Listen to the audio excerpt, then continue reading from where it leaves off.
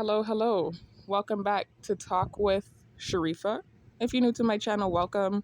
My name is Sharifa, and my music name is New Lily. If you're new to my channel, please check out my How I Became a Targeted Individual summary and or full story. And the links to both of those videos are located in the comment section as well as in the description box. This is just an intro, guys, to this video. As you're going to hear in the next clip, I was planning to make this video a clip added onto the last video, but instead I decided to just make it a part 2 video for various reasons. My video merger app is malfunctioning, and then also I just realized that the video would be too long. And I've said this several times before, I don't like trying to compile too much information in one video. I did do that with my full story video, but typically I don't like to do that. So I decided to just make this a part 2 video, and I just wanted to add this pre-recording to the video as an intro to the video. So I will talk to you guys in the next one. And I also, towards the end of the video, say that I'm going to create another clip. As a matter of fact, I don't say that. Not towards the end of this video that I'm adding this pre-recording to, but in the part 3 video that I'm also going to be uploading right now, you're going to hear me saying that this is a part 2 video, but it's actually a part 3 video because this video that I'm making the pre-recording for is the part 2 video. So it's part 3. So it's going to be a 3-part video. I'm sorry for the stammering, guys. It did start to hear noise campaign in the background. But this is going to be a 3-part video, and that was not my initial plan. Initially, I had planned for it to be a 2-part video. In fact, initially I planned for it to be a 1-part video, but I just had so much information that I wanted to share. And then I had something else happen, that I wanted to record, document. So it just turned out to be a 3-part video. So this is part 2, guys. So I will talk to you guys in the next one. Thanks for tuning in. Peace out. Hello, I'm back with the next clip, guys. I'm going to try my best to make this not be too long, because as you guys can see, the video is already quite long. Those 2 videos that you see on the screen right now, the 9 minutes and 23 seconds and the 2 hours and 8 minutes, those 2 videos are going to be put together in addition to this clip I'm creating now to make one video. So I don't want this video to be too long. It's already way too long as it is. But I had a few more things I wanted to talk about in this clip before closing off the video. Let me make sure I'm recording. Okay, I am. All right, so I took some notes, guys, because I like to make sure that I address everything I want to address, because sometimes I'll do the video and then when I'm finished, I realize there was something I wanted to say and I get so mad about that. So I made notes basically just to remind myself what I wanted to talk about and kind of just piggyback off of the things I talked about in the prior clip. So first of all, I have at the top mentioned recordings officer saw Greyhound bus interaction. And really what that is in the prior clip, I talked about what happened to me in Indiana and the way the police officer reacted to me in Indiana. That was the second thing that made my targeting go viral when I tried to relocate off of this island. So there were 3 incidents that happened post me leaving island that made my targeting go viral. The first thing was what happened on the Greyhound bus with the homeless man. So you have to check out my summary and or full story to hear what happened with that. But that was a reaction that they took a recording of course, reactive abuse. So there was that. The second thing was the police officer in Indiana, and I talked about this in the prior clip. Not going to go into too much details. I have a bad habit of repeating things I've already said. But the police officer interaction, and I believe what happened with that, and this is what I'm talking about right now, that's what that note is. I talked about this in the last clip, how he pulled me over and how that made my targeting go more viral. That's when I started seeing helicopters, ambulances, police cars, etc. getting involved in my gang stalking. It was after the incident in Indiana with the police officer. But I forgot to mention to you guys that when I said that he was probably acting like that with me because he felt like he likely thought that I was somebody that abused homeless people and came from a prejudiced family, I want y'all to understand that there are recordings. I'm sure if you're a target, you've probably figured this out already. But when you're targeted, not only are you being watched 24/7 via mosquito military insect drones and bird military insect drones. And I put the links to that type of technology in my pertinent information about the targeted individual program videos. In both of those videos, in the description box and comment section, I put the links to the technology used in the targeted individual program. They have some high-tech technology. They watch you and surveil you 24/7 via insect and bird military drones. Actually, I think I only put the links in my part 1 pertinent information about the targeted individual program video, where the thumbnail is me in the red shirt with the red lipstick on. The two most recent videos I posted, I think I only put it in the part 1 video. Not sure. It's either in both of them, the part 1 and part 2 video, or just the part 1 video. But go ahead and check that out if y'all want to, if you haven't heard it or yet. If you're following me, you're probably familiar with the technology. I've talked about it in several of my videos. I even had a video that I ended up deleting that I dedicated to that technology, where I shared clips from different videos and articles displaying and talking about the technology. The insect and bird drones have cameras, microphones on them to surveil you. And they actually record you. It's not just like it's a live feed because it is a live feed. So the gang stalkers are viewing you in real time via this live feed, but they also record you. And so this is where the reactive abuse comes into play, and one of the major tactics they use in the program, because your egregious reactions to the covert harassment that happens in the program gets recorded. And this is how they recruit new gang stalkers or get people to turn against you. So oftentimes for me, in my case, because I had such egregious reactions, in particularly the third thing that made my targeting go viral. So not just the homeless man situation or the interaction with the police officer in Indiana, but the third thing, when I was in Florida staying in my car and I shared all of that offensive Hebrew Israelite propaganda, they take those recordings. Those were recordings. So they not only were they watching me on a live feed, but they were recording me. And so they take those recordings and they send it to new people. And that's how they get people to turn against you. So for me, it's been very hard to talk to or communicate with other targets, because they're even able to turn targets against me because of some of the egregious reactions I had in response or reaction to what was being done to me. And so this is why I started articulating, and I learned how to provide documentation, articulate why I had the reaction I had, give the full story, so you're not just seeing a recording, you're hearing the backdrop story of what caused the reaction in the recording. I learned that that's important, documentation and telling your side of the story. It's very important, and it's effective. It helps. Believe me, it helps. So anyways, that's what that note is about, because I talked about the police officer incident again in the prior clip. And I've talked about it in my full story, of course, in several other videos. But I realized I didn't specify in the prior clip what I meant when I said the officer probably off rip, when he pulled me over, had that reaction to me because he had a warped perception and probably thought I was somebody that abused homeless people and also came from a prejudiced family. I'm talking about these recordings that they use when you're targeted, because obviously my car was bugged in Indiana. I had been being stalked on the road for days before I had that interaction with that police officer. And so I believe law enforcement was always privy to what was going on, but I think they were taking a sit back. I said this in my full story too. I think they weren't getting directly involved. And I noticed in different targeting cases, that's the case. I've seen some targets who see law enforcement activity and some who don't. So it just depends on how high of a level target you are. And I think he got involved when he started hearing the prejudice conversations in my car day after day after day after day, in addition to whatever recording was going around about me, with that reaction I had on the Greyhound bus with the homeless man. Of course, like I said, the prior incident inside the station isn't being sent around. They're just sending around my reaction to the homeless man or how I interacted on that bus, and not talking about why I reacted that way. And this is why I made sure to tell my story in my full story and my summary. But it will be redundant for me to tell the story again here, guys. But there's an explanation for everything, every reaction I've had.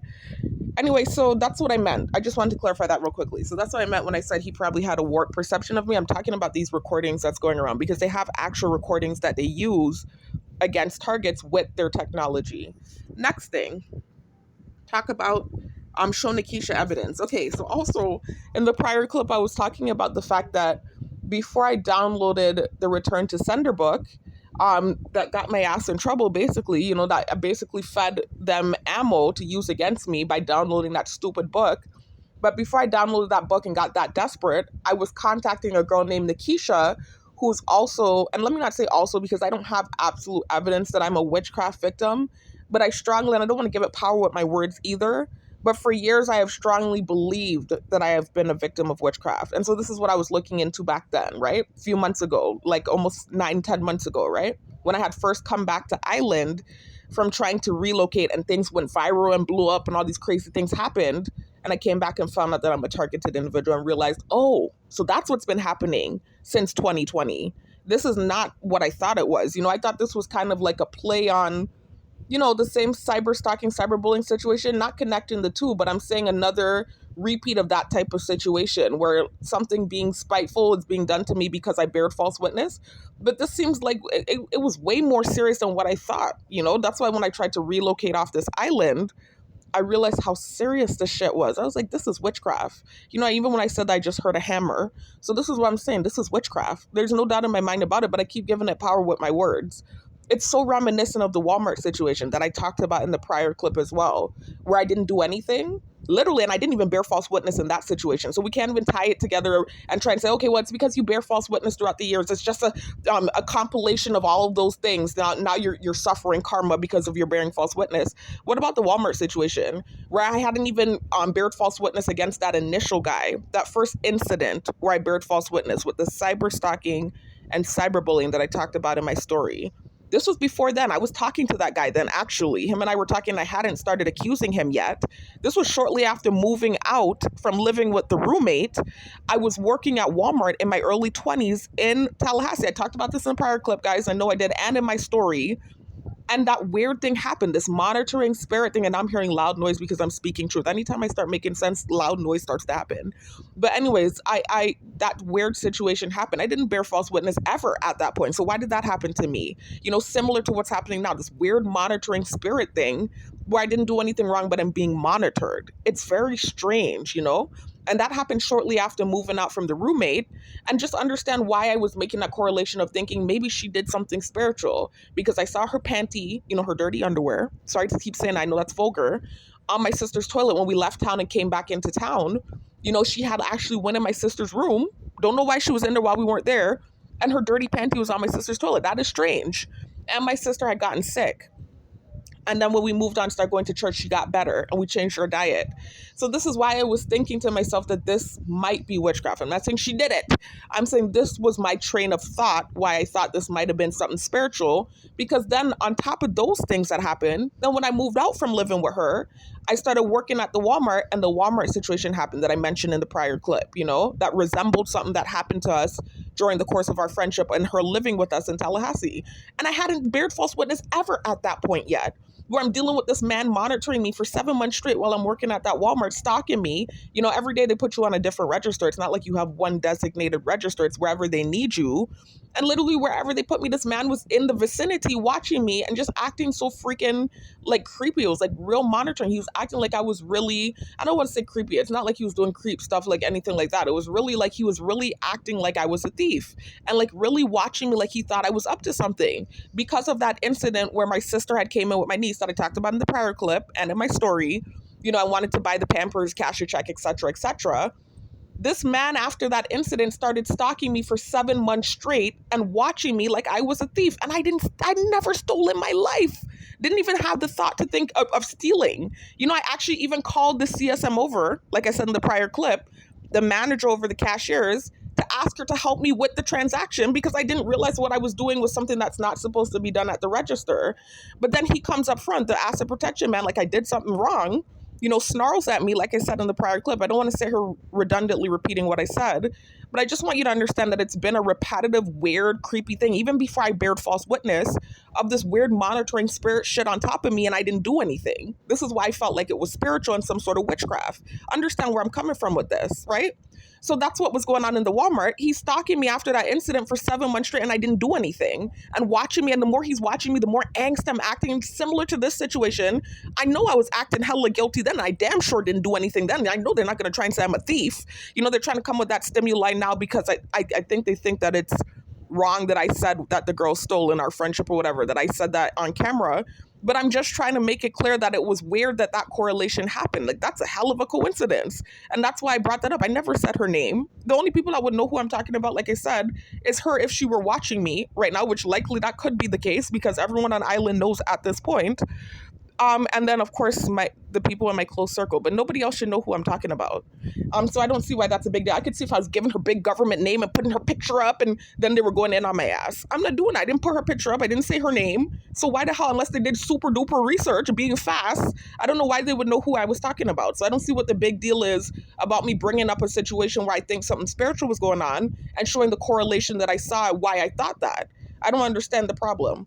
Anyways, I do understand if I adamantly said she did this and I put her name and her picture and I'm without evidence, like concrete evidence, then I could see them going in on me. I was just saying that I thought that this might have been the case. And even in my prior videos, I said I have no concrete evidence that this girl did anything. I'm just seeing a correlation and I think this might be something spiritual going on. That's what I was saying. Anyway, so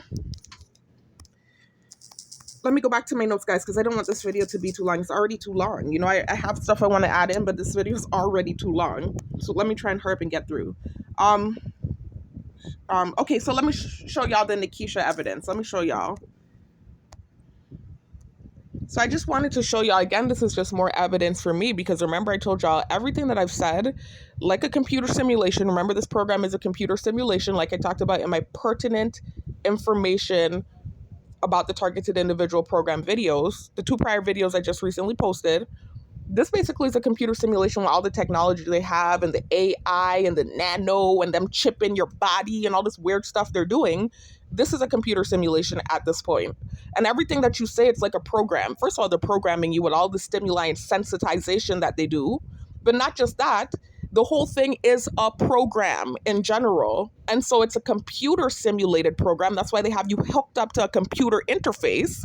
It's all technology. And so I realized that the things that I say, even if I'm being genuine and I'm telling my story, they're taking it and they're using their software, right? Their shadow networking software and their well-crafted program to create these false narratives and this big ass smear campaign. So I realized I need to be careful with what I say. And it's no longer about being genuine, but rather about surviving and being careful and not giving the program ammo against me. They take everything I say and they warp it. It's really creepy. I talked about this in my prior videos, my pertinent information for targeted individual video, for the targeted individual program videos. I talked about it and I gave examples. So now, what I wanted to do was show y'all evidence, so this is about one of those things that they warped. Me talking about the roommate and thinking she could have possibly done something spiritual.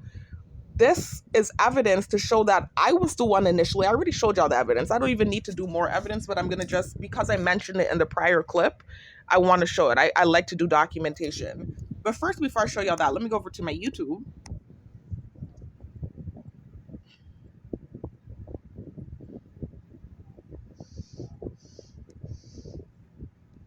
I don't know if the video is picking up on that, but I hope y'all hear the fake bird drone going ham in the background. They do not like when I start making sense. They do not like it, and I don't care. Because had I left it up to them, they would have been running with all kinds of narratives and with the way they're crazy framing technology. Like, if I hadn't sat here and made these videos, oh my God. Anyway, so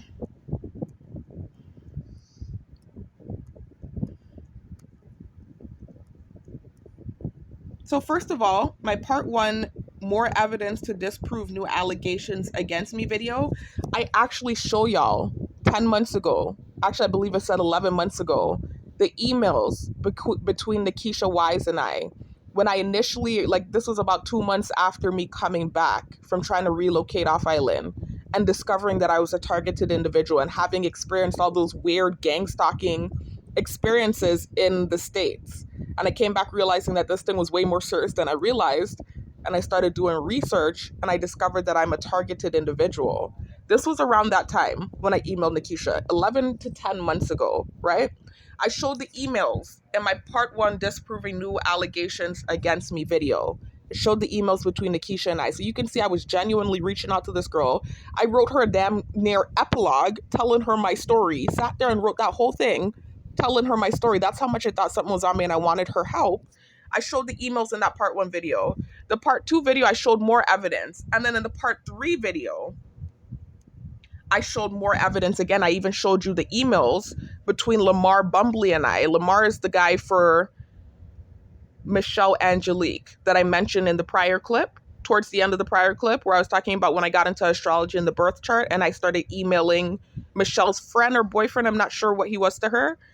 I showed those emails in this part 3 video. And not only that, I also showed the emails between the psychic and I, 2 psychics, because I talked about the fact that I also reached out to psychics around that time. This was about 9 to 10 months ago. I even reached out and emailed psychics, 2 psychics that I emailed, and I got an answer from them too. I showed those emails as well. So just to corroborate everything that I say, I always provide documentation, receipts, and evidence. You have to do that in this program.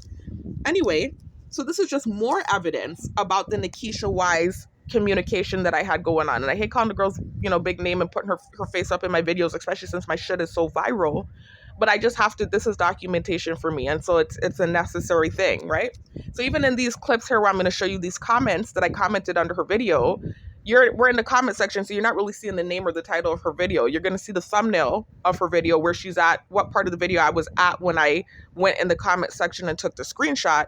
But you're not really going to be seeing her, the name of her videos, right?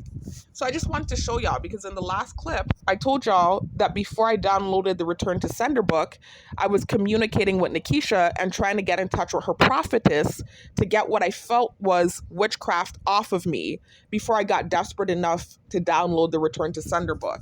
So I just wanted to show y'all those emails to corroborate what I said in the prior clip. I told y'all I would come with receipts and show y'all that I was literally in this girl's comment section communicating with her and trying to get help and trying to get her prophetess that she said had helped her to clean it off of her, right? So these are those messages. So I'm gonna start here. You could see I said, excuse me, let me move this out of the way. This was, this is an old one. That's from, I'm going to come back to that. That's a newer one. I came back again and wrote under her video again. You see that says 5 months ago. I want to show y'all the older message first. Let me make sure I get this correct.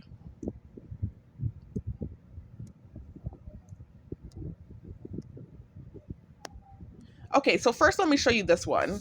So this was a video that she posted for this girl named Shankila Robinson, right? It was her video, but she was talking about the Shankila Robinson case that went viral with this girl that I guess went overseas or wherever she was at, traveled with her friends, and ended up, I don't even want to say it's so morbid, I don't want to say what happened to the girl, but ended up, getting offed on camera, got in a fight with her friends, was seen half naked on camera. So it was a humiliating death that the girl had. It's so morbid. I don't even like talking about this stuff in my videos. I really don't. But she was talking about the fact that that might have been witchcraft because the girl was naked on camera. And so remember I told y'all that I saw another sign of witchcraft is being naked or being seen naked and humiliation. And I told y'all I got that from Nikisha Wise's video because they tried to make that stimuli also. Everything I say, so I'm trying to be careful with the things I say now. This is the video where she was talking about Shankila Robinson and the fact that Shankila Robinson, hear the noise campaign outside, trying to program me. Anyway, Shankila Robinson was seen half naked and humiliated and died a humiliating death. And her friends were around and it seemed like they weren't really supporting her. And she said she would not be surprised if this was witchcraft on the girl.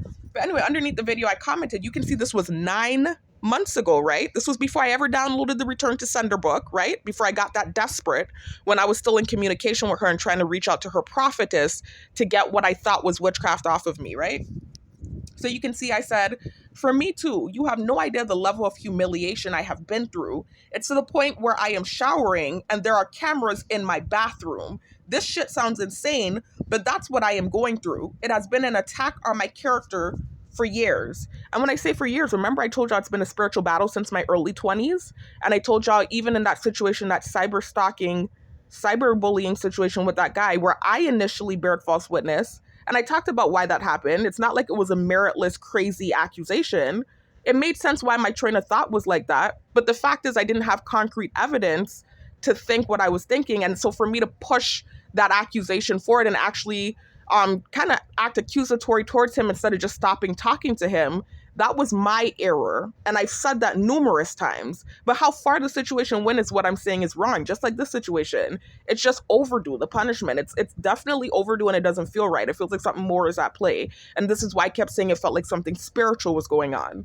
Anyway, you can see 9 months ago, to corroborate what I was saying, I was underneath that video where she was talking about the nakedness. That's where I got it from.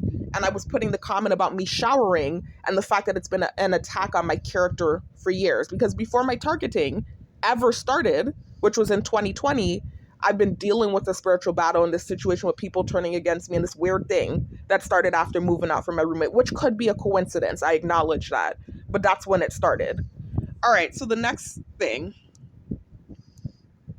piece of evidence I have, where I was actually asking her for her prophetess. Let me make sure I get to this was the start of it. You can see 10 months ago, right? I commented because under this video, she was talking about how good it felt to be free from what was on her. And it had been about a decade of her going through shit, kind of like what's happened with me. So I was underneath this video and I said, can you share the info of the spiritualist you went to? You can see I asked that 10 months ago. As you can see, it says 10 months ago, right? So she gave me her email. She said, email me at so-and-so, and she put her email address. Then I said, hey, I emailed you because I realized I didn't get a response. And so she said, all right, hon, I'll be checking emails sometime today. I said, okay, thank you, right? Then I said, can you please tell me exactly what you did to clean yourself? So I was so anxious for answers and help. I didn't even wait for her to give me a response to the email. You can see underneath when I said, okay, thank you to her response, I then emailed her, can you please tell me exactly what you did to clean yourself? I called the healer and I cannot afford her rates right now. Oh, that's what happened. So she did eventually answer my email. And then I realized that the spiritualist that she sent to me was charging a fee of $120, similar to that Lamar guy that was supposed to read my birth chart. So nothing's free in this world. And so, in realizing that I don't have money, I'm a target, I don't have a job. And so I remember writing her and asking her, what did you do to clean yourself? So basically asking her, what did the spiritualist tell you to do? Because I don't have the money to pay her. So please just tell me what it is that she told you to do so I can do it and get whatever this is off of me. So I said, can you please tell me exactly what you did to clean yourself? I called the healer and I cannot afford her rates right now. I really need help. This was 10 months ago I wrote this, right? So then she said,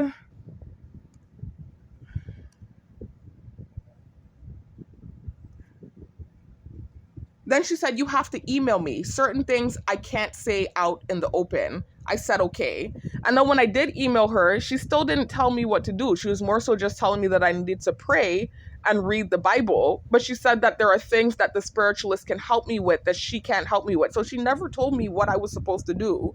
You know, and I don't blame her for that. That's not her responsibility.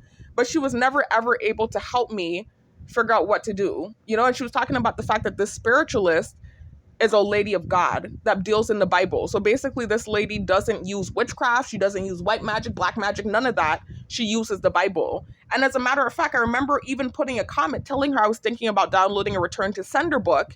And she kept telling me, do not do that. Don't do it. As I tried to find that comment, I can't find the comment. But she was telling me, don't do it.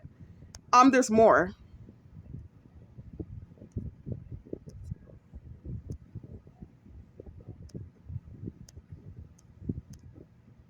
Hold on, guys. There was more that I had.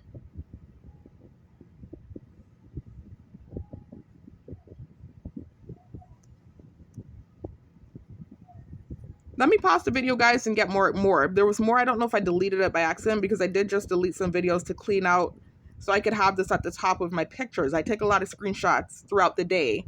Let me pause the video, guys, and I'm going to go back and see what it is that's missing.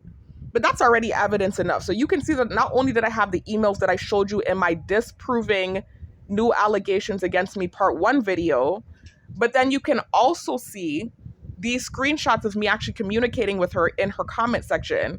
And in those emails in my part 1 video, you can see in the emails her telling me the wonderful lady of God that only deals with the Bible, that was the spiritualist. You can see that. Go check out my part 1 disproving new allegations against me video where I showed those emails, because I heard Noise Campaign when I was saying that she was saying I can't tell you things out in the open. I showed the emails between the girl and I where she was talking about her spiritualist and the fact that she's a lady of God and she doesn't deal with witchcraft. So check out my disproving new allegations against me part 1 video where those receipts are located. But anyways, let me pause this video real quick and see if I can find those other comments, because there was more. There was something more that I had that I don't see. So I'm going to pause the video. I'll be right back, guys. Guys, I can't find anything else, and I know I had more. I'm not really even sure what it is I was looking for. I know there was more, though. But I can't find it. But this is still enough, more than enough evidence to corroborate what I was saying. And so you can also see about 5 months ago, I went back under this same video and I messaged her again. And I said, "Good afternoon. I wrote you an email a few months ago and you gave me the number for the prophetess that helped you. Will she be able to tell me who put, not right now, will she be able to tell you who?" All right, so as I was saying, guys, I'm sorry about that. I had somebody coming in asking for my blow dryer. So I said 5 months ago, "Good afternoon. I wrote you an email a few months ago and you gave me the number for the prophetess that helped you. Will she be able to tell me who put it on me? I am facing many trials and accusations and I need help." This is the email. This is what I was looking for. Wow. I had it in my, wow, I didn't realize that I had it right there in my screenshots. This is what I was looking for, guys. I don't know why I didn't actually just read it. So this email that I put here, this message is not an email from 5 months ago. You can see I came back under the same video and I said, "Good afternoon. I wrote you an email a few months ago and you gave me the number for the prophetess that helped you. Will she be able to tell me who put it on me? I'm facing many trials and accusations and I need help." You know, and at this time, I believe it had started doing security. So I was considering taking my security money and paying this lady. And so this is why I was now reaching out to her again about this prophetess. And at this point, I believe I had already downloaded, if I'm not mistaken, the Return to Sender book. Because those other messages, as you saw, was from 10 months ago. This one was from 5 months ago. So basically, I came back, and I think this was after I had read the Return to Sender book, and things got worse for me. And it was to the point where I was actually fearing for my life.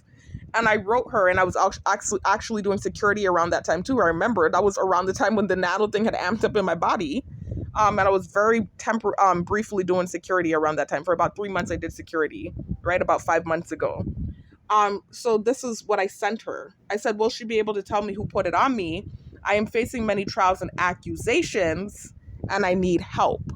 And that's why you see accusations, because at this point they had flipped it and started making it seem like I had done something. And so that's why I came back and I wrote her again, because I was like, "Oh my God, this is witchcraft. Now they're saying I did it." And that was what made me come back and write this. That's what I was looking for. Okay, so that's the evidence with Nikisha. More evidence. I've already shown evidence, like I said, in my part 1 disproving new allegations against me video. And so this is just more evidence to corroborate what I've been saying. Now, the next thing I want to show you guys, the next thing I want to talk about was the touch and tight. Listen. Oh my God, I wanted y'all. I'm so glad they're doing that. That's great evidence for my video. Wonderful. I'm so mad they stopped. But you heard it, as soon as I said the word, they started to make the big loud fake bird sound. That's the bird drone that they use. I hope the video picked up on that. I'm not sure if it did or didn't.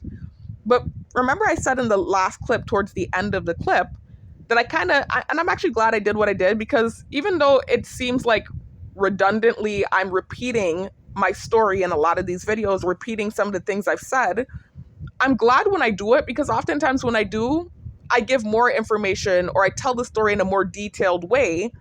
And I'm like, okay, I'm glad I added that part in there. You know, so this is why I'm actually glad in the last clip that I did go back over some of the things that I said, whether it seems redundant or not. But I still, towards the end of the clip, talked about the fact that the video's super long and I ended up kind of retelling my story a little bit rather than focusing on what I did focus on it too. I did talk about the programming that happens in this program, but then I also kind of went off on a tangent and started telling y'all my story again. But I wanted to talk about the programming that happens in this program, this computer simulated program, targeted individual program. They are programming you. So not only are you microchipped and not only do you have nanobots in your body, but they are programming you. That's why they are sending you stimuli to sensitize you constantly all day long, nonstop. And then you would get gaslit about what's happening to you and like you're a bad person for making these videos when they know what they're doing. If they would stop, you would stop, right? And when I say you would stop, I'm talking about making these videos, because I'm not the only one making these videos, nor am I the only one getting backlash for making videos when being targeted. It's inhumane. And then they expect you to not make the videos, but yet all day long you can't even watch a show or a movie or go even on your social media without them throwing stimuli at you. You can't sit in a vehicle without them throwing stimuli at you through the radio. And then they wonder why you're making videos or why you're acting in egregious ways. For me, thank the Most High, I'm not acting out anymore in egregious ways and reacting like how the program's designed. Instead, my reaction is providing documentation and refuting and knocking down all of the false allegations and the things that they do, counteracting their technology and their system and their program. So anyways, let's talk about touch and tight. And I know that sounds weird, guys. I'm going to warn you now. This might seem a little vulgar, what I'm about to talk about. So, just heads up, it is a little bit vulgar what I'm about to talk about. But I want you to understand how they program you in this program. And I started hearing noise in the background and stuff. They're really trying hard, I guess, to get a reaction out of me or whatever they're trying to do. But I want you to understand how they program you in this program with perverse things, and not even necessarily just perverse things, whatever it is that they're trying to sensitize you to and program you with and MK Ultra you with, right? Whatever smear campaign or false narrative they're trying to make your reality, they sensitize you to it and they send that stimuli 24/7. And of course, the human mind will get programmed eventually, especially if you're microchipped, right? So anyways, I want to talk about two words that they tried to throw in there at me. Again, trying to perpetuate this false narrative from the text message I sent. And they're purposely doing that to be spiteful because they feel like I bear false witness. But it's disgusting what they're doing. You're taking it too far with the stuff that they're doing, right? So first I'm going to talk about tight, because even though I have the word touch there first, tight actually became stimuli before the word touch did, right? So remember I was just talking about, I showed you in those comment sections with Nikisha Wise, the fact that they're watching me buck naked in the bathroom when I go to shower and use the bathroom and stuff. I know all of you targets are experiencing this. I know you know what I'm talking about if you're a true target. They're watching you via their technology, their mosquito, insect, drone technology, literally flying cameras, so you couldn't find it if you wanted to. They'll fly it in your face to tease you, but it's not like it's, mounted up in the wall or something you could find and try to cover up. They're flying that shit around and watching you everywhere. Every little corner that you go to, they're watching you. They're landing it everywhere. It's really creepy and extremely invasive, right? So this is what they're doing. They're flying it everywhere and have it all up in your personal space. And so for me, at the old house, the old neighborhood, where I initially started making my videos, and also where I started talking about that cyber stalking, cyberbullying situation a lot, because they gaslit me for that when a lot of the gang stalking happening in that neighborhood was that guy's family. That's what I think is insane to me. The fact that they gaslit me about that, right? When they were doing the things that they were doing in that neighborhood, and I knew his family was involved. And the people in my close circle already knows what I went through with the cyber stalking, cyberbullying situation. So how the hell did you think I wasn't going to talk about it in my videos? That's insane and ludicrous to me. And then gaslight me like I'm a bad person for talking about what happened and showing evidence. That's crazy to me. It's ludicrous.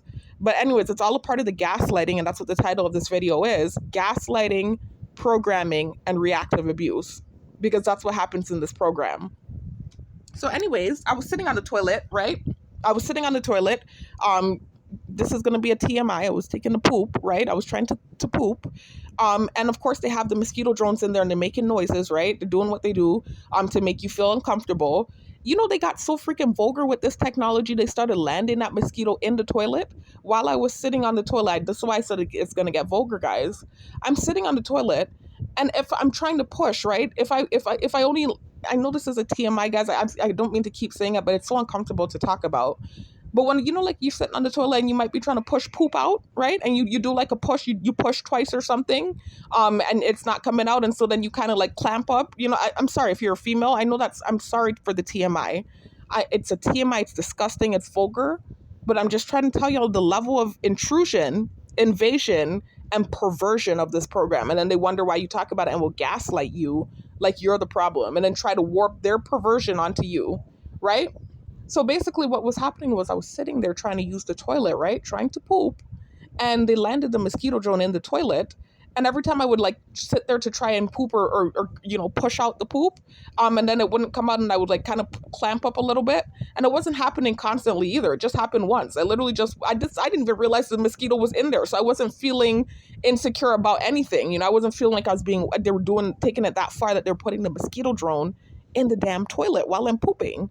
But I remembered I had pushed out a piece of poop. I'm sorry, nasty. I'm sorry, TMI. Right? I pushed out a piece of poop and then I like clamped up, right? Because some pee came out and I clamped up. And when I did that, I heard the ref campaign outside. And I said, wait a minute. And so I started to realize that they were literally landing this damn thing in the toilet and looking at my private parts with their little technology, damn perverts, right? While I'm using the toilet. They're literally there putting the thing in the toilet, right? Watching my private parts while I'm using the toilet. That's the perversion of this program. It's a nasty, dirty, stinking, vulgar program. And then they wonder why you have egregious. They don't wonder why. They know why. They know why you're having egregious reactions. They know why you're getting angry. They know why you're making the videos, and they still do it. They're microchipped and they're possessed at this point. To think they could do that to a human and not get a negative reaction. You gotta be possessed. You can't be human and not expect to get a reaction from someone when you're doing perverted shit like that, right? So not only did they do that, right? Not only are they doing that, but then they started to play against them. Remember, I told y'all they hacked everything. So this is their shadow networking software. I wasn't familiar with what it was called back then. I used to call it targeting through the TV, where, for instance, on YouTube, I showed y'all this in my part 2 pertinent information for targeted individuals video, where basically they're hacking all of your social media websites. For YouTube, for instance, they'll send you videos in your recommended with stimuli to sensitize you, and it will almost feel like subliminal messaging, and everything you're listening to and everything you're watching, even the radio, that's what it will feel like subliminal messaging, and it is. But you're not crazy. They're trying to make you feel like you're crazy, but they're literally using, this is the term, this is what it's called, shadow networking software to do what they're doing, to subliminally sensitize you and program you with their false narratives, right? So anyways, when I came to that realization that they were actually landing the shit in the toilet and watching me as I'm using the toilet, watching my private part like freaks, right? Because that's it's like. That's freaky, that's nasty. They're doing that. You took it that far, right?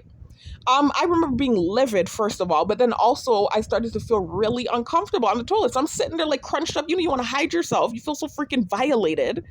And I remember sitting there just feeling so uncomfortable anytime I would have to sit there to poop. Now I'm so desensitized, because that's what happens also, guys. I know that sounds oxymoronic, that they're sensitizing you to certain stimuli in certain environments and certain treatments. But also what starts to happen is not only do you get sensitized to certain stimuli where you start to recognize that stimuli, and even when they're not doing stuff to sensitize you, you're noticing things now because of them programming you, but you also get desensitized. So that means you start to feel indifferent to some of the things that they're doing to you. So things that you would normally feel... my God. Sorry for the interruption, guys, but as I was saying, you start to feel indifferent, right, to what's happening. So it's like you're also getting desensitized as well. So in other words, things that are abnormal or things that are strange, it's starting to become normal to you. You're starting to, because of surviving in survival mode, having to normalize obscene, strange things. And so you become desensitized to certain things. So being seen naked in the bathroom and knowing you're being watched, or sitting on the toilet and using it and knowing there's a camera watching your private parts, you become desensitized to that, and you become indifferent, and you start to do those things that you should be having privacy to do. You start doing them knowing you're being watched and kind of just not feeling anything about it anymore. And really, that's not completely true, because it's not like you become totally desensitized. I still feel constantly uncomfortable and constantly disturbed and perturbed by what's happening, but still it's a different feeling to how I felt before, to the point where I'm more so doing it and kind of finding normalcy in the abnormal obsceneness of it all. So I have become desensitized in a way to some of the things that they do, right? It's this weird thing that they do when they're programming you. But anyway, so I'm not going off on a tangent. I needed to say all of that so you could understand how disturbing this tight thing is, right? Because I had to say all of that so you can understand what led up to the tight thing, right? So now I'm sitting on the toilet one day, right? Using the toilet, knowing that this thing is in there, in the toilet, right? And I'm playing my pool game, and they're going to play against me, right? I remember I was clamping up my business at that time because I felt very uncomfortable with what they were doing, right? I felt extremely uncomfortable. So anyway, guys, I'm gonna try to wrap this up because, as you can see, it's already 41 minutes in. So this is at this point now gonna be about 3 hours of content. But it's necessary, everything that I'm saying.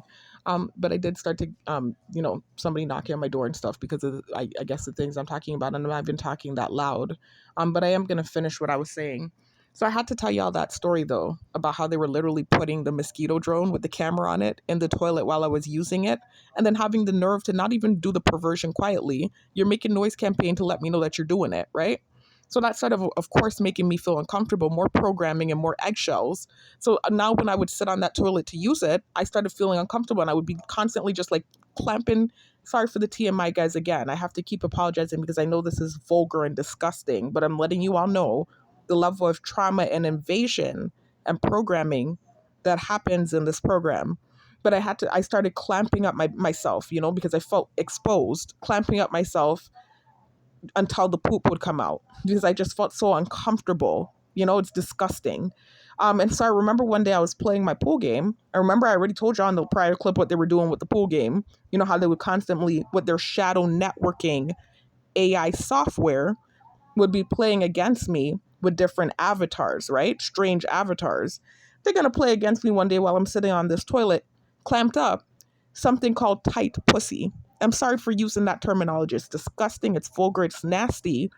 But I want you to understand how they can take words and start to sensitize and stimuli, make it stimuli to sensitize you, right? So they put the word tight pussy, right? That's nasty and TMI and disgusting. But all of this ties back, just so you understand, to me sending the text message and them trying to paint a certain narrative. I want you to understand that and how they program you. So that word became stimuli for me. After that, anytime I saw the word tight, I would have a reaction. Of course, they programmed me. And so they started making that word stimuli. They constantly started sending me the word tight. Nasty asses, constantly sending me that word, right? And so even in the car, when I go in the car, right? You know how they use the radio to sensitize you as well? When I go in the car, they're playing songs constantly with the word tight in it, right? Or they're sending me, when I'm watching videos on YouTube, they're sending me videos in my recommended with the subliminal messaging with the word tight, trying to program me. So of course they did program me because even though I'm aware of what's happening and I'm talking about it and I'm exposing it, it still programmed me. So I started having a reaction to it. And so this is what I'm talking about when I say programming. That's an example. Another word that they like to use is touch. Again, trying to paint a certain narrative because of the text message. Listen to my full story. Trust me, I've broke everything down and I've refuted everything. They don't even really push. They just recently, for whatever reason, I don't know what possesses them, makes them start pushing certain things, but they just recently again started pushing that narrative because they really had kind of laid off of that and were more so pushing the witchcraft thing because I think they saw that that bothered me more.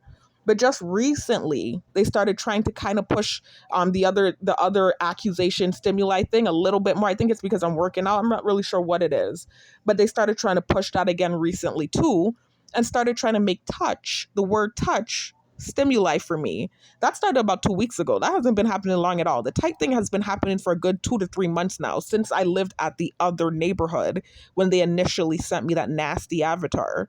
They made that word stimuli for me.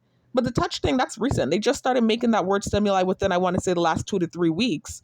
And now more prevalently within this last week, I had several incidences where I realized that they were really trying to make that stimuli for me. So I just want to talk about that real quick, but I don't want this video to be too long.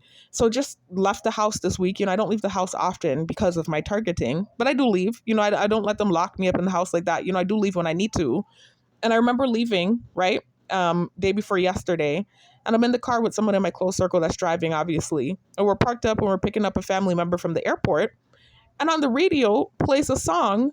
And I'm realizing that the song has the word touch in it, right?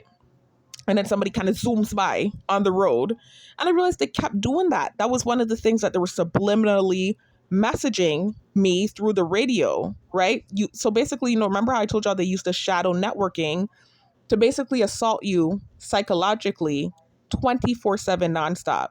So whatever technological device you're utilizing at the time, I guess the remedy would be to go into the bush and get away from the technology, right? Then they can't do the shit to you. But realistically, if you live in this day and age, you use technology, especially if you're targeted, you don't have a job, you don't have anything to do. Typically, you're going to be on your phone watching videos, or if you're getting a ride from somebody, you can't stop the radio from playing. And so this is how they're able to assault you psychologically. But all of a sudden now they're sending stuff with touch in it every minute. They're sending videos with the word touch in it, trying to sensitize me and program me, get a reaction, and also perpetuate their false narrative, but then also in the vehicle constantly using the word touch, right? So that song plays, and then the person in my close circle says, oh, you know that so and so, she's mentioning this girl that I went to school with. And I said, oh really? And of course I just played off like it's nothing. I said, okay, that sounds good. The song sounded good to me. I didn't give it much attention, but I'm just wondering to myself, is it the point where these people are making songs for me, or is it just that they're pulling out songs that have the word in it? At this point, I can't tell. As far as they've taken this thing, I could believe anything at this point. Nothing would surprise me. You're fucking sick. You accusing me of playing songs that have words in it? Anyway, guys, so I'm going to finish up my video now because I'm getting backlash for making the video that I'm making. And this is constantly how it is when I speak truth and I talk about what's going on with me and, the level of invasion that happens with the program. This is what happens to me.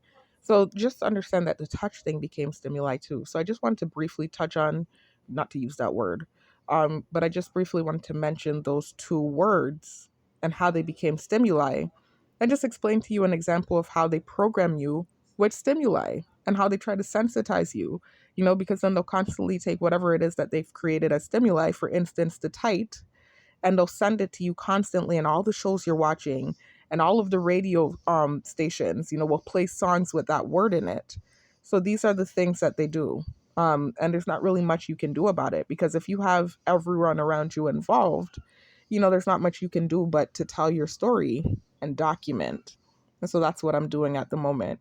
You have to understand, and this is why I said this thing is spiritual. I have people that didn't like me prior to, my targeting. So I could be dead right in what I'm saying and in my situation, but unfortunately for me, despite my being right, I still have people that will go against the grain and go against me just because it's me. So that's how my targeting works. But I just wanted to document and let you all know about the programming and how it works. Give y'all some examples. So I gave y'all some examples in my prior two videos, the pertinent information for targeted individuals, or pertinent information about the targeted individual program. I gave you information in those videos. And now in this video again, I gave you more information and examples of how they program you with stimuli and how they sensitize you and MK Ultra you with constantly bombarding you with the same stimuli 24/7. And this is how they program you. There's something else I want to talk about. Another thing that happened that I wanted to mention. I'm trying to hurry up and end this video because, of course, whenever I start speaking too much information or truth or whatever it is, I get backlash. Especially when I start exposing how lewd this program is. That's when I really start to get pushback. Because what I'm saying makes sense and it's wrong what's happening to me. That's when I really start to get pushback. But anyway, so the other thing I wanted to talk about was the other day I actually considered again joining the military. And before my targeting, I had considered this. So this wasn't something that I just considered now because I'm a target. I actually showed emails in my gang stalking recruitment video. There was a video, a part 1 and part 2 video, where I showed the FBI trying to recruit a gang stalker and how that looks, what that looks like. I posted 2 of those videos. And in those videos, I also was just talking about the fact that I've never been anti-government and the fact that I actually tried to join the military several times in my life. I wouldn't say I tried to. I contemplated. It's not like I tried, because tried would indicate that I tried and I didn't get through. That's not what happened. I contemplated joining the military several times in my life and then decided to take a different route. Even when I graduated from high school, I scored high on the ASVAB, and so I remember the Air Force was calling me, and I was considering joining the Air Force, but I decided to take a different route. And then years later, when I went back to school for the second time, recently, shortly before my targeting, I talked about that in my story, when I was in South Florida, I again was considering joining the military. I showed those emails between the Air Force officer and myself. in that video, the recruitment of a gang stalker video. I showed those emails. But I was corresponding back and forth with an Air Force officer because I was considering joining the Air Force, because I did have a lot of school bills that I needed to pay off. And I know the Air Force helps with your education. And then also, too, I did always want to join the Air Force. That was always something that I had. I don't want to say I was curious about, but it was always something I was interested in doing. So I remembered that I reached out to them and I was thinking about becoming an officer. And so I was talking to the sergeant and letting him know that I was about to graduate magna cum laude, and I sent him my transcript, blah, blah, blah. And I was asking him if I could become an officer if I graduated magna cum laude with an English degree. And so he was telling me it was possible, but there was this big, vigorous process that I would have to go through, testing, this, that, all these different things he was telling me. As a matter of fact, let me show y'all that email. I showed it in my other video, but I'm going to show y'all it again.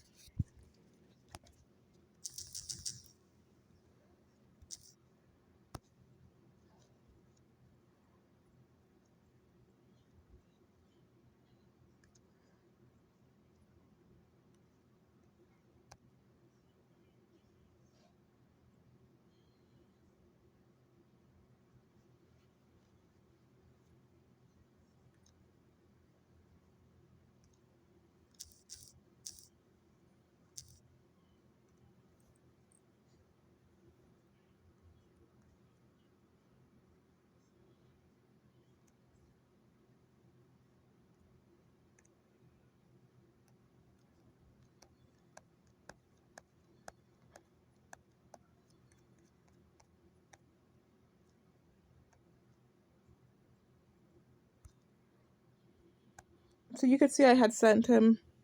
I said, "Good day, Mr. Nilsson. My name is Sharifa Nurse, and I'm interested in becoming an officer for the Air Force." And the reason I had his email was because I had actually called the Air Force and I spoke with, it was either an officer or a sergeant.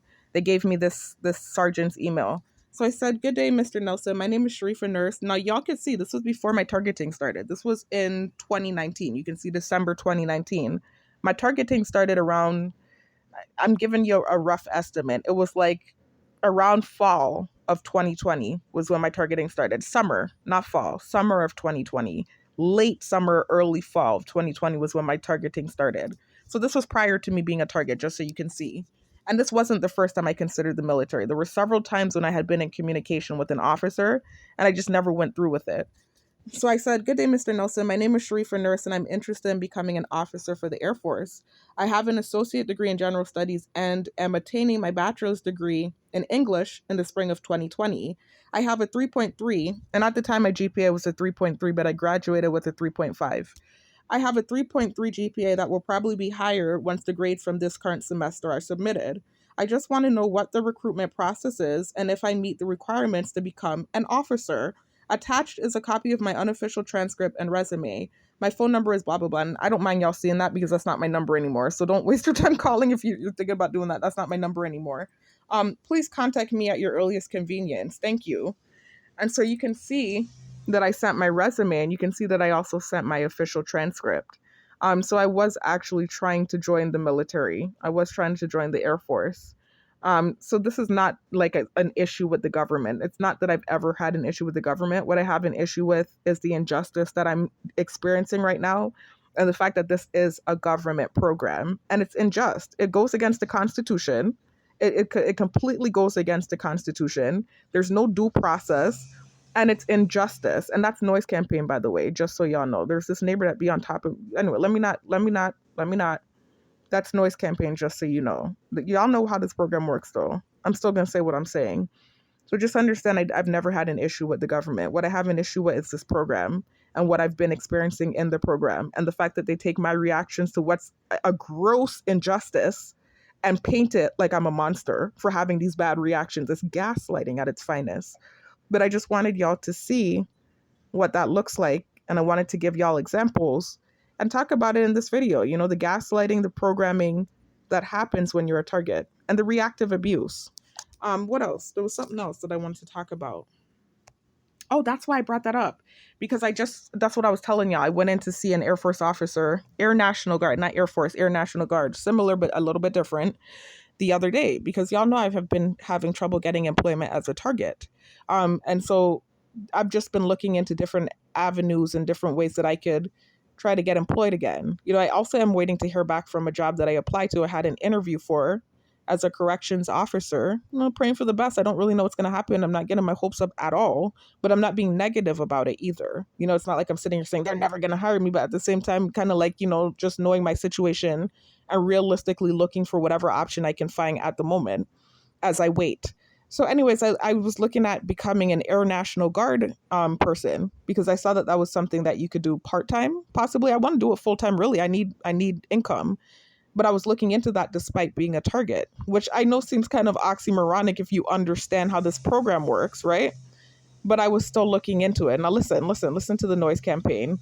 And this is what they do all day. They're microchipped. A lot of these people that you see participating in your gang stalking and what you're saying is making sense and they're still doing what they're doing, understand that they're microchipped. And I talked about this in my prior videos too. They actually have the technology to send frequencies to control whole populations of people. They have that technology. Understand the times that we're in now. So if you're a target, wherever you go, they can control the population around you and also microchip the people around you too. So understand that. But anyways, and it's not like it's just some crazy because of course they love to paint it like you're crazy or schizo or whatever when you're in this program, which is why, because I know that's a tactic that they use, I always make sure to provide documentation and evidence. So one of the things I've provided amongst many other pieces of evidence is my Harvard DARPA scientist video where I'm showing the actual DARPA Harvard scientist that's talking about the program and legitimizing the program, talking about the fact that this is an actual government program that's taking place right now. So not only does he legitimize my claims and other targets, but he talks about the agenda of the program too. So no, I'm not crazy and I won't ever be gaslit into thinking that I'm crazy. One thing about me is I don't just speak without providing evidence because for years I had dealt with gaslighting. So I know the importance of providing evidence. So if you check out that video with that scientist who works for DARPA right now, that's posted on my page, you'll hear him legitimizing this program and talking about what the agenda of it is. So anyways, I'm going off on a tangent anyways, guys. So I wanted to talk with an Air Force officer. And I want to talk about that experience. So I'm not really going to go into the details of it. I just want you to know that, first of all, he had the last name of the guy that the cyber stalking, cyberbullying situation took place with. So I know likely he's most likely related to that person. I don't want to bear false witness and assume things, but likely, there's a chance he's related to that guy. So any way that he treated me, I would have expected it once I saw his last name. But honestly, he actually didn't treat me that bad. I've dealt with different attitudes and different types of people while being targeted. And some are worse than others. Some people are really nasty to you. Some people act like it's like some sort of joke that they're privy to that you're not privy to. Like they act like they have this little inside joke type of thing with you, but they're not giving you attitude. And then some people act indifferent, like they don't know what's going on, but they know. Everyone knows. But it's just like different attitudes that you get. You know what I'm talking about if you're a target. With him, I actually thought I would get a nasty attitude because of the last name, but he actually did not give me a nasty attitude. He was very kind. And he actually was just giving me the information about the program, but he did insert stimuli. That's one thing he did do. He used the word touch several times, and I knew what was being done. As a target what's being done. You're not stupid. And I knew that he was using stimuli when he used that word. And so that was just another example. I'm not going to go into the details of the conversation, and, I'm not going to go into that. But that was just another example of sensitization because I had just come from the car where they kept playing songs with the word touch in it, right? And then I go into that meeting with that officer just trying to get information, and he kept throwing in the word touch. But aside from that, actually pretty good attitude and giving me real information about the program, not the targeted program, the military. So I could have gotten a nastier reaction from him considering who his family is. And considering that I meet other people that aren't even related to that person that give me nastier attitude. So I mean, I actually appreciated not getting that attitude from him. But that's just another example of stimuli and how they sensitize you, because this is what was happening to me all day. I was in the car constantly hearing stuff on the radio with that word. Had just come home from sitting all day on my bed watching YouTube with videos that they're throwing in my recommended on YouTube with that word in it. And then I meet with him and he says that word. So understand how they sensitize you, because now you start to think and connect that word to whatever the false accusation or false perception they're trying to perpetuate is. You start to associate and become programmed. That's what they do. And that's how simple it is and how they can program you with the MK Ultra tactics that they use and actual technology that they use. So that's all I wanted to talk about. Um, no, that's not all I wanted to talk about. There was two other things. My God, this is what I hate about these videos. They end up being so long because I'm actually trying to give information about what's going on with me, and it's a lot. So it's like I could sit all day and talk about what's happening. But then the problem is, it's like the video ends up to be too long. And who's going to, I mean, actually, quite a few people sit there and listen to my videos, and I appreciate it. And I'm giving good information. But still, I know not to sit there and make videos too long. Just from my past as a teacher, I try not to compile too much information in one sitting because you're not going to sit there and focus and listen for that long. So that's why I try not to make these videos too long. But anyways, I forgot what I was going to say now. There's two other things I wanted to talk about. Oh my God. Oh, the accidents. That was the other thing that was used as stimuli in that conversation with the officer. He mentioned car accidents. And the way he mentioned it, I'm not sure if I'm just programmed because of them throwing constant stimuli at me, even pertaining to my 3 back-to-back accidents that I got in after being targeted. So I'm not sure if he mentioned that in that way, like he was mentioning it as stimuli because he was using the touch stimuli for sure. But I'm not sure if that moment where he mentioned the accident example, shortly before leaving his office, he was giving an example about car accidents. I don't know if that was a play on what's going on with me or not. That could have just been the programming. But I just wanted to touch on that again, not to use that word. You see how I'm programmed? Look at me using the word again. But I wanted to reference that real quickly, even though I've talked about it in my prior stories and I've told y'all, in vivid detail how those 3 accidents happened. I've never been in an accident in my life. I'm 31 now, making 32 in 2 months in December, if the most I spares my life, 2 to 3 months, if the most I spares my life, right? 31, never been in a car accident prior to 2020. In 2020, I was 29 years old, right? I got in the span of 2 years, 3 back-to-back accidents at age 29, damn near 30, never been in a car accident in my life. After my targeting started, I got in 3 back-to-back car accidents. You got to listen to my full story to hear how they happened. But it all had everything to do with me being followed and stalked on the road. And then they're going to gaslight me and make it like I'm a poor driver or like I'm doing reckless things.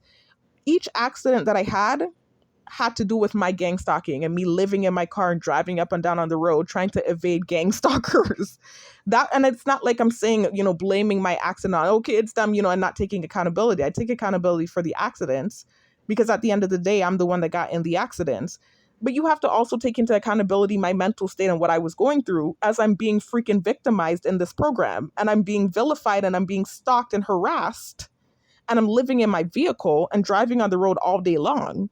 How could you not take that into account and look at my past and my prior and see that I've never been in car accidents before? And then after my targeting 3 back-to-back accidents, hello, like, come on.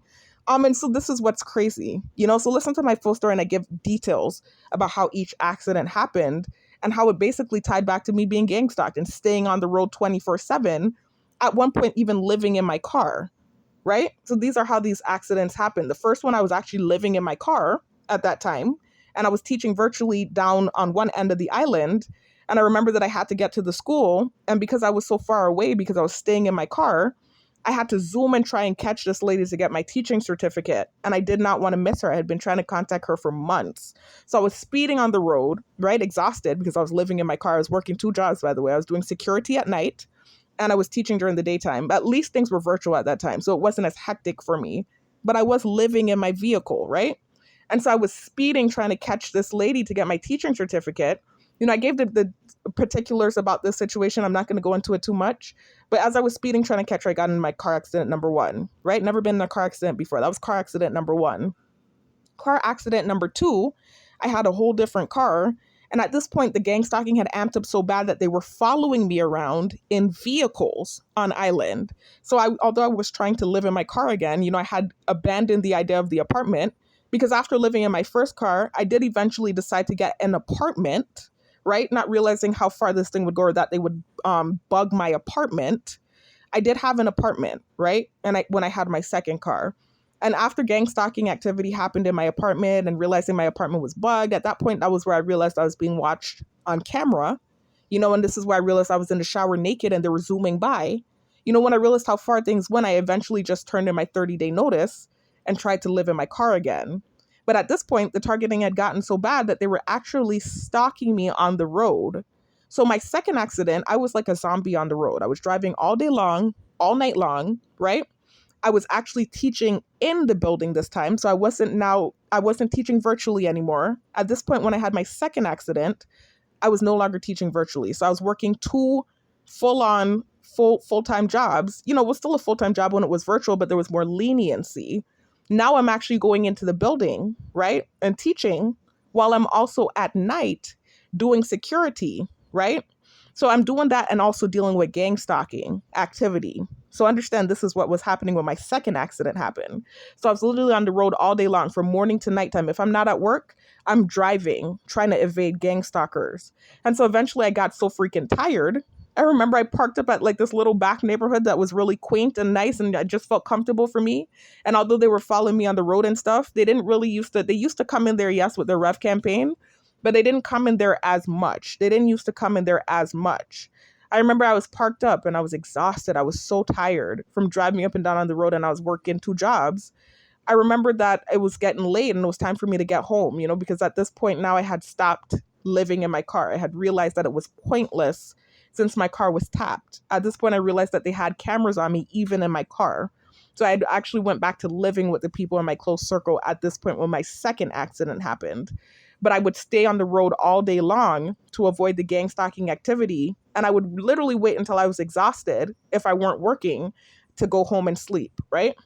So I remember at this park now, I was exhausted. It was getting late. I was like, okay, it's late enough that when I get to the house, I'm going to knock out. I'm not going to have to deal with the gang stalking activity. I remember leaving the park where I was parked, right? And starting to drive. I was in the back neighborhood still, and it was dark back there. It was kind of dark. This is, like I said, a little quaint neighborhood that was off in the cut.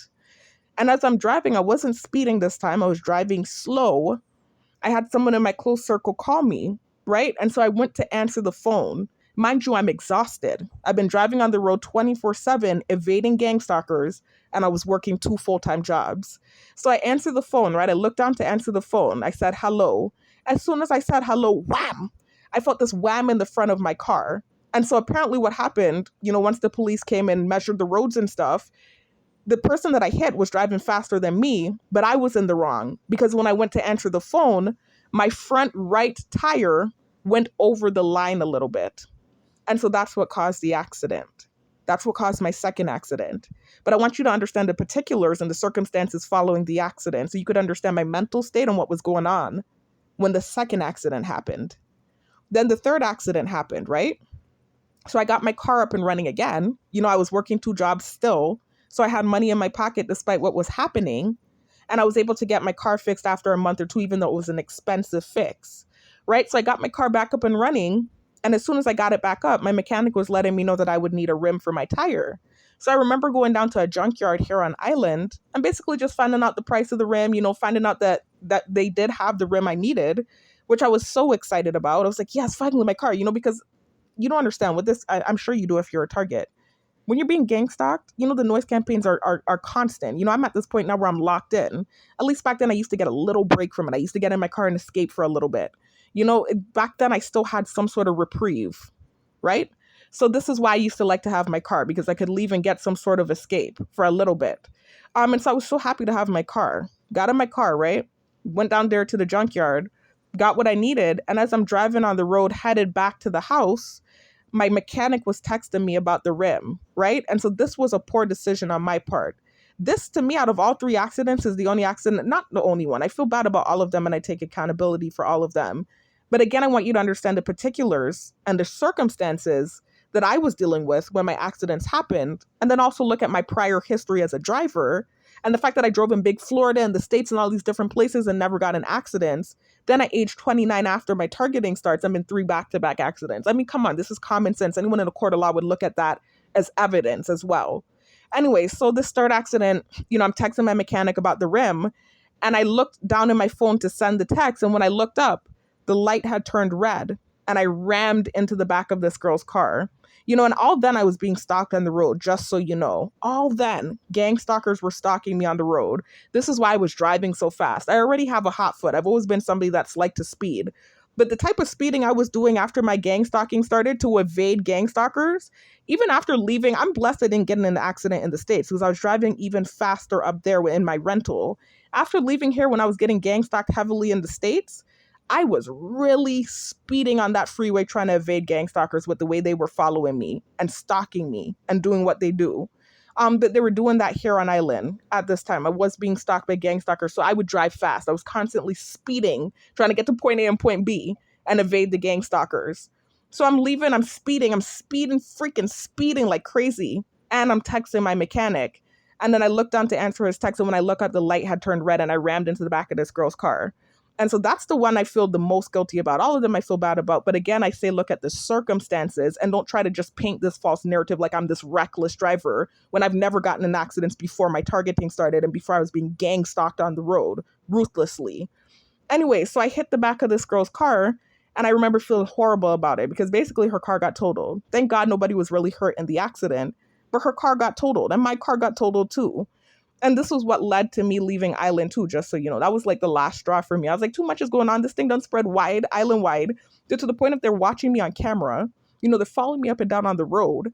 I said, let me just leave and start over. I didn't realize that this was a program. Didn't realize I was a target. Didn't realize this would be following me.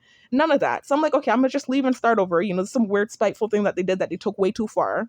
I'm going to leave and start over is what I thought. And then I also thought that I can get into something that would pay me a lot of money so I can pay these car accidents off real quickly. Because at that point, I owed two people money. The first accident, it was a brush under the table type of thing. There was no damage to the guy that I hit. And he didn't have insurance. So he gave me a break. He said he didn't even want the police to be called. The second person, the lady, when I went over the line, when I went to answer the phone, her front tire got messed up. Her back tire, excuse me. So just like my front tire got messed up, her back tire got messed up. So I owed her money. And then for that last accident, really bad, that was a doozy. My car got totaled and that girl's car got totaled. And so I really knew I needed to get the money to pay this girl, and not just her, but the other lady too. So I had two people I owed money to for accidents that I intended to pay.